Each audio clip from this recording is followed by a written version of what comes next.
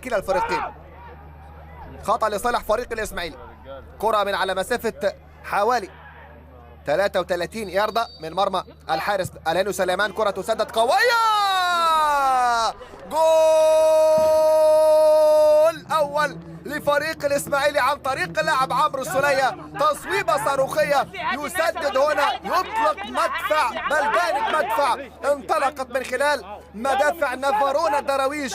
هنا تنطلق تلك القذيفة لتدون داخل شباك الحارس الهاني سليمان. نعم، يأتي بأجمل وأرق التهاني هنا في شباك الهاني. هنا يفعلها بأمان باطمئنان في مرمى سليمان. انه وكأنه ارتدى خاتم سليمان، وكأنه قال لنفسه وقال للهاني وقال لكل من يتابع هذا اللقاء: شبيك لبيك، كرتك وبين ايديك.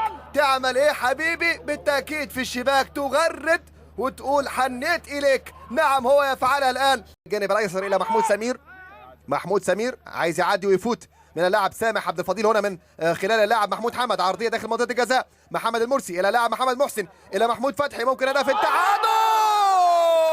هدف التعادل ياتي عن طريق محمود فتحي. فتحت له كل الابواب، فتحت له كل الثغرات، فتحت له كل النوافذ ليطل من خلال هذه النافذه ويسجل هدف اول لفريق الاتحاد مع الدقيقة 42. فعلها سيد البلد، ومحمود فتحي هو أشجع ولد. يتعادل لفريق الاتحاد بصاروخ، بتصويبة صاروخية تعانق شباك مرمى الدراويش وعزيف السمسمية. إذن العزف ليس فقط من نصيب الدراويش بل أيضا أبناء المدينة الساحلية، أبناء اسكندرية.